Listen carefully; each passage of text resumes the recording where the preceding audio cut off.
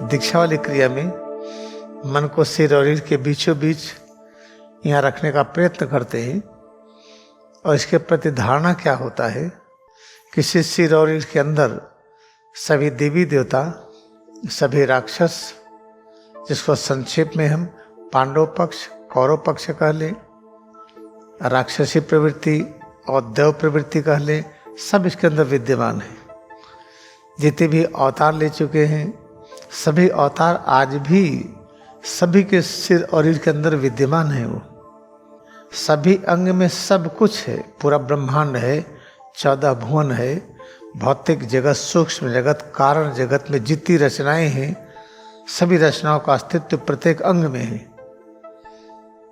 तो उसको अगर हम खोजते हैं प्रत्येक अंग में तो मिलेंगे, समय बहुत लगेगा। अगर उन्हीं रचनाओं को हम सिर और रीढ़ के अंदर खोजते हैं तो कम समय में मिलता है। तो लक्ष्य क्या है? सफलता। सफलता क्या है? अनुभव कर लेना यथा पिंडे तथा ब्रह्मांडे। जो अपने पिंड में है वो ब्रह्मांड में है। प्राण कहते किसको है? जैसे प्रकाश की किरण है, आवाज की किरण है, ऐसे एक तरंग होती है जिसको लाइफ फोर्स कहते हैं।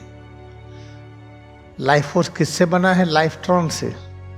जैसे इलेक्ट्रॉन, इलेक्ट्रॉन क्या है? इलेक्ट्रॉन इकट्ठा होकर के ये बन गया कैल्शियम कार्बोनेट। ऐसे लाइफ्ट्रॉन इकट्ठा होकर के ये जो लाइफ हम अनुभव करते हैं, शक्ति अनुभव करते, वही है वो। तो इसमें पूरा इकट्ठा होता है। फिर यहाँ से ब्रेन स्पाइनल कार्ड में आया। जब हम रिचार्जिंग करते हैं तो जो शक्ति बाहर निकल रही है आवश्यकता से अधिक, ये अंदर लौटने लगती है। जब अंदर लौटने लगती है तो प्राण है क्या, इसका ज्ञान होता है। प्राण का ज्ञान होने का टेक्निकल शब्द क्या है? प्राणायाम। प्राणायाम श्वास के व्यायाम को नहीं कहते। श्वास का व्यायाम प्राणायाम का एक अंश है, पूरा नहीं है। तो सिर से पैर की उंगली तक अमरता की अनुभूति है। ये करते हुए जब आप करते हैं रिचार्जिंग, नंबर 1 करते हैं और अच्छी तरह से कर सकिए, इससे भ्रूमध्य पर एकाग्रता बहुत आवश्यक है। करते हुए जीवा को मोड़ करके रखिए, ये जरूरी है। करते हुए सिर और रीढ़ कहाँ है, इसको याद रखिए।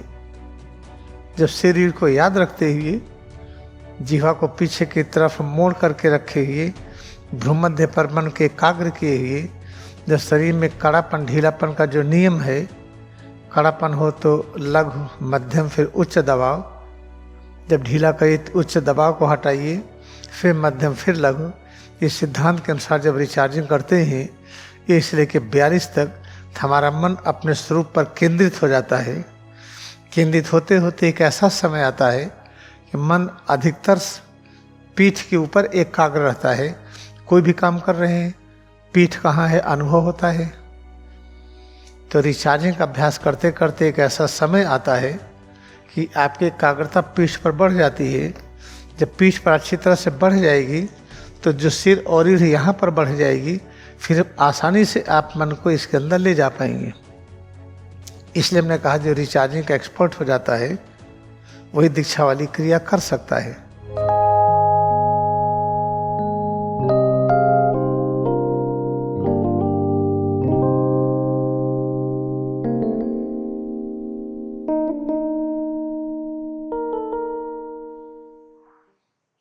आइए रिचार्जिंग के बारे में जानना कुछ आवश्यक है। रिचार्जिंग का आविष्कार क्यों हुआ? क्या रिचार्जिंग पहले नहीं थी? क्या लहड़ी महाशय रिचार्जिंग कराते थे इस तरह से? क्या स्वामी तेश्वरगिरी कराते थे? लहड़ी महाशय ये रिचार्जिंग नहीं कराते थे, लेकिन सिद्धांत वही था, क्योंकि उनके पास जो लोग आते थे दीक्षा लेने के लिए वो काफ़ी तैयार होते थे। उनको तैयार करने की आवश्यकता नहीं होती थी। जो पूरे देश में जो काफ़ी अध्यात्म की ऊंचाई पर पहुंच गए हैं, वो उनके पास आते थे। कोई प्रचार प्रसार नहीं होता था। शिक्षा से उसको पता चल जाता था अपने आप। कोई न कोई अदृश्य शक्ति उनको खींच लाती थी और लाड़ी महाशय से मिलाती थी। जब स्वामी तीसरा गिरी थोड़ा सा और लिबरल हुई, थोड़ा व्यापक रूप में क्रिया का कार्यक्रम किया, कि वहाँ पर भी इस तरह से दीक्षा नहीं दी जाती थी कि अधिकांश लोगों को दिया जाए। भजन कीर्तन होता था, त्योहार भी मनाए जाते थे, सत्संग समारोह होता था।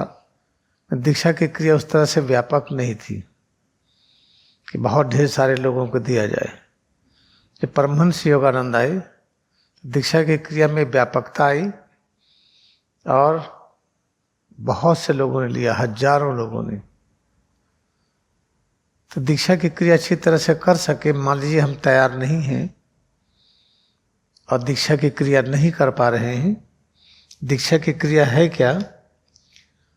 अपने हम मन को सिर और रीढ़ के अंदर ले चलते हैं,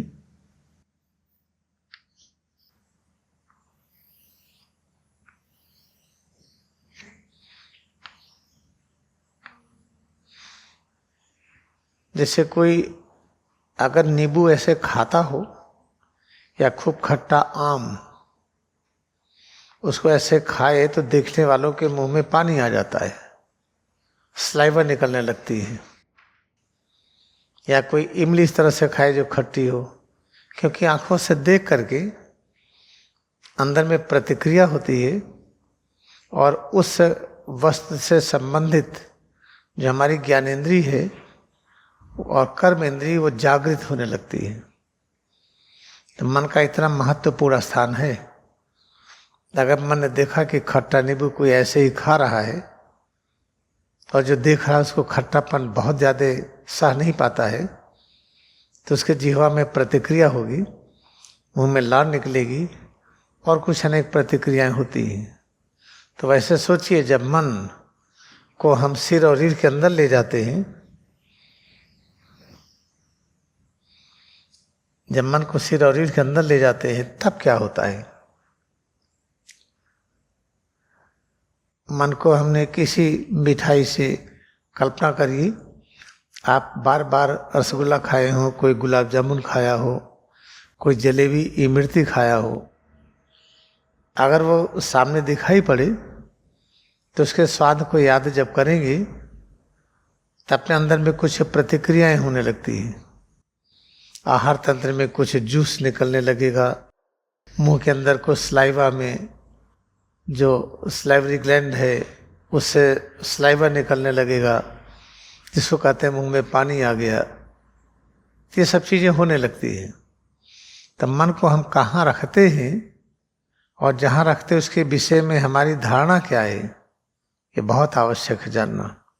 दीक्षा वाली क्रिया में मन को सिर और रीढ़ के बीचों बीच यहाँ रखने का प्रयत्न करते हैं और इसके प्रति धारणा क्या होता है। किसी सिर और रीढ़ के अंदर सभी देवी देवता, सभी राक्षस, जिसको संक्षेप में हम पांडव पक्ष, कौरव पक्ष कह लें, राक्षसी प्रवृत्ति और देव प्रवृत्ति कह लें, सब इसके अंदर विद्यमान है। जितने भी अवतार ले चुके हैं, सभी अवतार आज भी सभी के सिर और रीढ़ के अंदर विद्यमान है। वो जैसे एक बीज के अंदर जड़, तना, शाखाएं, पत्तियां, पुष्प, फल, फल के अंदर बीज, यह सब चीज एक बीज के अंदर होता है। जो सामने वाला वटवृक्ष है, इसका बीज बहुत छोटा होता है। इस छोटे बीज के हम आकार बड़ा करके बना रहे हैं।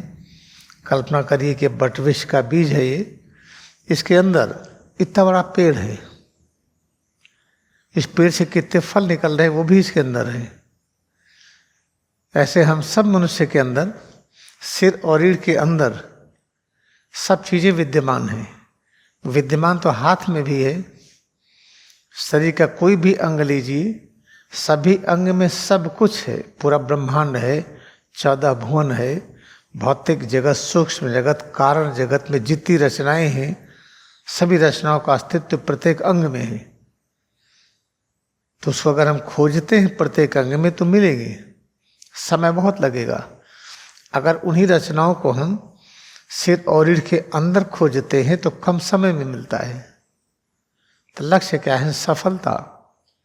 सफलता क्या है? अनुभव कर लेना, यथा पिंडे तथा ब्रह्मांडे। जो अपने पिंड में है वो ब्रह्मांड में है। तो इस पिंड के किस अंग में है? सभी जगह है। लेकिन जब सिर और रीढ़ में मन को एकाग्र करते हैं तो यहाँ पर शीघ्रता से ये सत्य की अनुभूति होती है। तो हम मन को सिर और रीढ़ पर लगा सके, अपने ऊपर लगा सके, क्या करें? जनरली होता नहीं है। तो इसलिए तरह तरह के व्यायाम किए जाते हैं, कुश्ती लड़ा जाता है, खेल खेलते हैं। कि कुश्ती लड़ने में तो हम पहले खुद दंड बैठक करेंगे, कुछ एक्सरसाइज करेंगे, कुछ मसल्स को टोन अप करेंगे, वार्मिंग करेंगे, तब चल के कुश्ती लड़ेंगे हम। तो कुश्ती लड़ने के पहले करते क्या है? अपने को अनुभव करते हैं। कोई आ जाए सोता हुआ आदमी को ही कुश्ती लड़े, नहीं लड़ पाएगा। या जो क्रिकेट खेलते हैं, जो वॉलीबॉल खेलते हैं, फुटबॉल खेलते हैं, वो गेम में, स्पोर्ट्स में भाग लेने के पहले अपने शरीर को वार्म अप करते हैं, इसको गर्म करते हैं। वार्म अप का अर्थ क्या है? गर्म करने का अर्थ क्या है? अपनी अनुभूति करते हैं। तो ये देखा गया जिसे हठ योग कहते हैं। परंपरागत से जो हठ योग फैला है, ये क्या है? जिसपे कहते हैं लेकिन पूरा ऐसा है ऐसा नहीं है। शीर्षासन है, सूर्य नमस्कार, सर्वांगासन, हलासन, मयूरासन, ये सब तरह तरह के जो आसन हैं और तरह तरह के श्वास के जो व्यायाम सिखाए जाते हैं, नेति, धौति, कुंजल, ये जो खटकर्मा है, षटक्रियाएँ हैं, ये सब मिला के इसको हठ योग कहते हैं। तो क्या सच में हठ योग है ये? अभी खोज करिए। देखिए हठ योग जो है, हा शब्द से बना है। हा का अर्थ क्या है? हा का अर्थ है अत्यंत प्रसन्नता। इसलिए जब हम खुश होते हैं, हा हा, हंसने की क्रिया में हा हा ही कहते हैं। जब बहुत खुश होते हैं तो हा हा ही कहते हैं। तो हा संबंधित है एकदम खुश हो। एकदम खुश कब होंगे? जब ये पता चले ब्रह्मा विष्णु शिव सब अंदर में विद्यमान है, परब्रह्म अंदर में है, 14 भुवन अंदर में है, सभी अवतार अपने में है, सब कुछ है। हम पे एक पूर्ण है और अमर है हम। और अगर अपने में एकाग्रता बढ़ाए तो अपना व्यापक रूप अनुभव होगा, जिसे सर्वव्यापी कहते हैं। ये अनुभव होते ही हा, ये हा जो अक्षर है ये उसी को व्यक्त करता है। इसमें जो ठा है, ये ठा क्या व्यक्त करता है? देखिए जब टा लिखते हैं और टा में जब हा जोड़ते हैं तो ठा बनता है। आधा टा में जब हा जोड़ते हैं तो ठा बनता है। टा क्या है? टा वो शब्द है जिसको नानक देव जी शब्द कहते थे। टा वो है जिसको ओम, आमीन कहते हैं। ये कौन सा टा है? ये टा एक प्राण है, एक शक्ति है जो पूरे ब्रह्मांड के रूप में प्रकट हो रही है। लेकिन जब ये शक्ति हमें इस तरह से अनुभव हो कि सब कुछ यही है, तो टा को ह से जुड़ा तो ठा बन गया।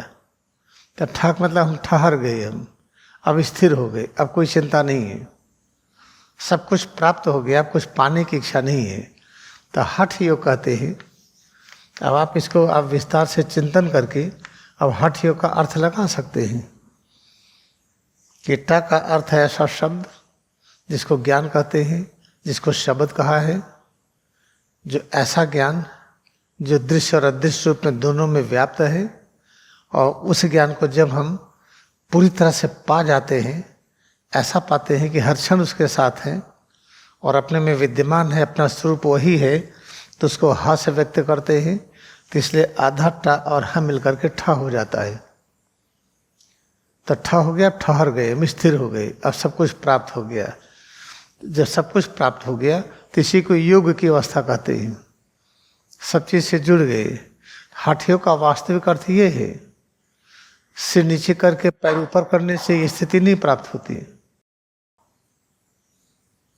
आप खड़े होकर के पीछे झुका करके रीढ़ को, एड़ी को पकड़ लीजिए, या आगे झुका करके माथे को घुटने से लगा लीजिए, या बैठ करके माथे को घुटने से लगाई, जिसको पश्चिमोत्तान कहते हैं, या मयूरासन, अर्धमत्स्यनाद, ये सब हठ योग में आता नहीं है।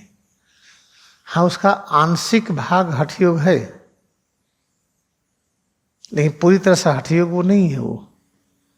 तो जब इस तरह से सब ज्ञान फैला हुआ था और लाहिड़ी महाशय का क्रिया योग फैलना था, तो सिर से पैर की उंगली तक अपने में कैसे एकाग्र हो हम, ये पता अगर हम कंप्यूटर की जॉब कर रहे हैं तो दिन रात उसी में काम कर रहे हैं, कोई शारीरिक श्रम करने को मिल नहीं रहा है, तो सिर से पैर की उंगली तक अपनी अनुभूति हो नहीं रही है। जब अपनी अनुभूति होगी नहीं तो मन को कैसे सिर और रीढ़ में ले जाएं? नहीं ले जा पाएंगे। जब मन को सिर और रीढ़ के अंदर ले नहीं जा पाएंगे तो जिस ज्ञान को पाने में एक ही जन्म लगना चाहिए, हमें 10 लाख वर्ष लगेगा। 10 लाख वर्ष व्याधि रहित। इसे कुछ ऐसा उपाय करना है कि सिर से पैर की उंगली तक अनुभव हो, शीर्षासन भी ना करना पड़े, क्योंकि शीर्षासन की अगर कहीं ब्लड प्रेशर रहा तो ब्रेन हेमरेज हो गया, कहीं आंखों में दिक्कत आ गई, कान से खून निकल सकता है, तरह तरह की दिक्कतें आ सकती हैं, और एक उम्र के बाद शीर्षासन कर नहीं पाएंगे।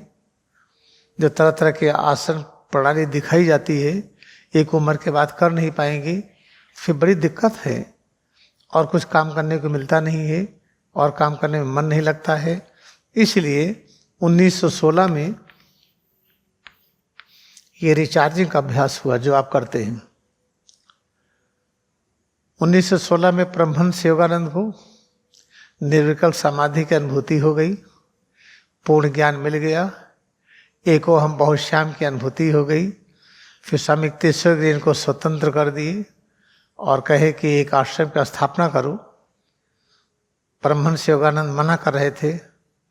आश्रम खोलने का मतलब दिन रात गाली सहना, काम करते रहिए, गाली सहते रहिए, निंदा सुनते रहिए, ये थैंकलेस जॉब है। ये कह नहीं, ऐसा नहीं है। जिस चीज़ को पाने के लिए तुम्हें इस आश्रम में आना पड़ा, जहाँ मैं हूँ, इसलिए ये काम करना बहुत आवश्यक है। तब आश्रम का स्थापना मन में दृढ़ विश्वास हुआ। तो 1916 में रिचार्जिंग का आविष्कार किया गया। स्वामी युक्तेश्वर गिरी को मेडिकल साइंस का ज्ञान था। परमहंस योगानंद भले ही मेडिकल साइंस में न गए हों, एक क्रिया के विशेषज्ञ को मेडिकल साइंस का पूरा ज्ञान होता है, तो उस ज्ञान का उपयोग करके ऐसी कुछ क्रियाएं कराई गई कि शरीर के एक एक जगह पर मन एकाग्र हो जाए। तो 1 से लेकर के जो 42 तक आप अभ्यास करते हैं यहाँ पर, जिसको रिचार्जिंग कहते हैं, इसको इनर्जाइजेशन भी कहते हैं, क्योंकि इससे एनर्जी बढ़ती है। लेकिन जो एनर्जी का रूप है वो छोटा लगता है। सही चीज रिचार्जिंग ही है। एनर्जी मिल करके एटम हो गया, ठीक है। और ज़्यादा अच्छा क्या है कि लाइफ फोर्स, प्राण तत्व ही एटम हो गया। तो प्राण तत्व का एक वो परिभाषा लेकर के प्राण के अतिरिक्त और कुछ भी नहीं है। तो जो कुछ है ये लाइफ फोर्स है, प्राण है ये। तो एक दिमाग में सद्भावना बनाई जाती है कि ये जो मेडुला है, निरंतर यहाँ प्राण एकत्र हो रहा है, और ये प्राण सिर और रीढ़ के अंदर जा रहा है, यहाँ से पूरे शरीर में जाता है। जब बाहर की तरफ ज़्यादा निकलता है, अंदर कम बचता है, तो आदमी देर तक सोता है। फिर कहता 7-8 घंटा सोना जरूरी है। जब तक 6 घंटा नहीं सोएंगे स्वस्थ नहीं रहेंगे। ये कौन कहता है? जिसके अंदर की जो प्राण है ये आवश्यकता से अधिक बाहर निकल जाए। प्राण कहते किसको हैं? जैसे प्रकाश की किरण है, आवाज़ की किरण है, ऐसे एक तरंग होती है जिसको लाइफ फोर्स कहते हैं। लाइफ फोर्स किससे बना है? लाइफ्ट्रॉन से। जैसे इलेक्ट्रॉन, इलेक्ट्रॉन क्या है? इलेक्ट्रॉन इकट्ठा होकर के ये बन गया कैल्शियम कार्बोनेट।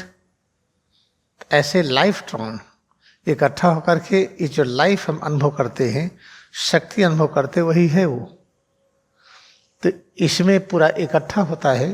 फिर यहाँ से ब्रेन स्पाइनल कार्ड में आया। जब हम रिचार्जिंग करते हैं तो जो शक्ति बाहर निकल रही है आवश्यकता से अधिक, ये अंदर लौटने लगती है।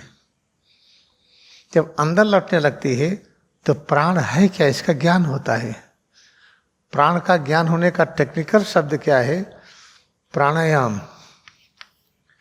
प्राणायाम श्वास के व्यायाम को नहीं कहते। श्वास का व्यायाम प्राणायाम का एक अंश है, पूरा नहीं है। आयाम कहते हैं किसी भी जो वस्तु हो उसकी रचना, उसका आकार प्रकार, उसका स्वभाव, उसकी प्रॉपर्टी, उसका गुणधर्म को आयाम कहते हैं। तो प्राण का आयाम क्या है? अरे प्राण ही तो बाल हो गया है, प्राण ही चमड़ा हो गया है, यही हड्डी मांसपेशी, यही दांत, यही मसूढ़ा, यही तो सब कुछ हो गया है। ये प्राण ही है जो आवाज के रूप में निकल रहा है, ये प्राण ही है जो पूरे दृश्य जगत के रूप में है। तो इसके आयाम को कैसे समझेंगे? प्राण क्या है कैसे समझेंगे? जो निकटतम प्राण का रूप है, इसमें एकाग्र होइए, इसको स्वीकार करिए। और प्राण का गुण क्या है? भगवान ही प्राण के रूप में है। भगवान का गुण क्या है? वो अमर है। तो सिर से पैर की उंगली तक अमरता की अनुभूति है। ये करते हुए जब आप करते हैं रिचार्जिंग, नंबर 1 करते हैं और अच्छी तरह से कर सकिए, इससे भ्रूमध्य पर एकाग्रता बहुत आवश्यक है। करते हुए जीवा को मोड़ करके रखिए, ये जरूरी है। करते हुए सिर और रीढ़ कहाँ है इसको याद रखिए। जब सिर रीढ़ को याद रखते हुए जीवा को पीछे की तरफ मोड़ करके रखे हुए, भ्रूमध्य पर मन के एकाग्र किए हुए, जब शरीर में कड़ापन ढीलापन का जो नियम है, कड़ापन हो तो लघु मध्यम फिर उच्च दबाव, जब ढीला करिए तो उच्च दबाव को हटाइए, फिर मध्यम फिर लघु। इस सिद्धांत के अनुसार जब रिचार्जिंग करते हैं, ये इसलिए कि 42 तक हमारा मन अपने स्वरूप पर केंद्रित हो जाता है। केंद्रित होते होते एक ऐसा समय आता है कि मन अधिकतर पीठ के ऊपर एकाग्र रहता है। कोई भी काम कर रहे हैं, पीठ कहाँ है अनुभव होता है। अब पीठ अनुभव करना जरूरी है, ये अनिवार्य हो गया कि ऐसा बहुत आवश्यक है। इसे देखिए जब बच्चे स्कूल जाते हैं तो उनका बैग ऐसे बन गया पीठ पर रखे जाते हैं। एयरपोर्ट पर जाते हैं बैग पैक लेके जाते हैं। ये बैग पैक का जो फैशन चला, ये ऐसे नहीं चला। ये आप पीठ पर लेकर के चलिए कोई बैग वगैरह, देखिए आपकी एकाग्रता बढ़ जाती है। तो रिचार्जिंग का अभ्यास करते करते एक ऐसा समय आता है कि आपकी एकाग्रता पीठ पर बढ़ जाती है। जब पीठ पर अच्छी तरह से बढ़ जाएगी तो जो सिर और रीढ़ यहाँ पर बढ़ जाएगी, फिर आसानी से आप मन को इसके अंदर ले जा पाएंगे। इसलिए हमने कहा जो रिचार्जिंग का एक्सपर्ट हो जाता है वही दीक्षा वाली क्रिया कर सकता है। तो रिचार्जिंग के एक्सपर्ट का मतलब नहीं है सारा हमने याद कर लिया और कर लिया मशीन की तरह। इसका सिद्धांत अब हम प्राण की अनुभूति करने जा रहे हैं। अनुभूति करने का हम इस तरह से करेंगे। अच्छा, इस तरह से देखिए, अब कैसे करेंगे? अब ऐसा करेंगे। अब कैसे करेंगे? जैसे नंबर 2 वाला करते हैं ऐसा करेंगे। फिर कैसे करेंगे? नंबर 3 वाला है ऐसे करके अब और करेंगे, इस तरह से करेंगे, इस तरह से करेंगे। करते करते 1 से लेकर 42 तक जब पहुंचे, पूरी तरह से मन स्वरूप में एकाग्र हो गया। फिर बैठ करके आल्टर ऑफ गॉड किए, सिर और रीढ़ पे एकाग्रता बढ़ाए, इस पर और हो गया। अब उसके बाद दीक्षा वाली क्रिया की। जब तक हमारा मन सिर और रीढ़ के अंदर इसको ले नहीं जाएंगे, तब तक जो एक विल पावर है, दिव्य इच्छा शक्ति, वो मिलेगी नहीं। तब तक हर काम कठिन लगेगा। ये काम कठिन नहीं है, हर काम बड़े ही सरल है। सभी काम करना बहुत आसान है। जो चाहे आदमी वो कर ले। इस चीज की अनुभूति के लिए मन को सिर और रीढ़ के अंदर प्रवेश कराना बहुत आवश्यक है। वो दीक्षा वाली क्रिया में होता है। ये था थोड़ा रिचार्जिंग के बारे में। हठ योग क्या है, प्राणायाम क्या है, रिचार्जिंग क्या है। रिचार्जिंग पहले नहीं थी, 1916 से आई है। परमहंस योगानंद जिसको डिजाइन किया, इत्यादि ने अप्रूव किया, इंट्यूटिवली लाहिड़ी महाशय प्रेरित किए, क्योंकि बिगेस्ट मेडिकल डॉक्टर लाहिड़ी महाशय जो राम को जिंदा किए थे। तैसे सब आदमी निर्विकल्प समाधि की अवस्था में सूक्ष्म शरीर हर जगह विद्यमान है। हम जो बोल रहे हैं वो सुन रहे हैं। कोई गलती बोलेंगे या अहंकार में बोलेंगे हम बड़े ज्ञानी हैं तो ज्ञान निकल जाएगा। ये ज्ञान का भी टिकता नहीं है। जैसे दीपक जलाई और बुझा दीजिए, ऐसे ज्ञान का दीप जलता है। एक गलती हुई कि दीपक बुझ गया। किसी आप सब खूब बढ़िया करिए, जब करिए हम माघ मेले के समय में 2-3 दिन 4 दिन हम रिचार्जिंग आपको बताएंगे। आज आप प्रैक्टिस करिए रिचार्जिंग, फिर 10 मिनट का अभ्यास करिए, फिर आप जाइए। Give more time in understanding recharging through the practice. Therefore, please practice standing recharging with the help of guided meditation. Then practice 10 minutes again, how to feel head and spine. Then close the session.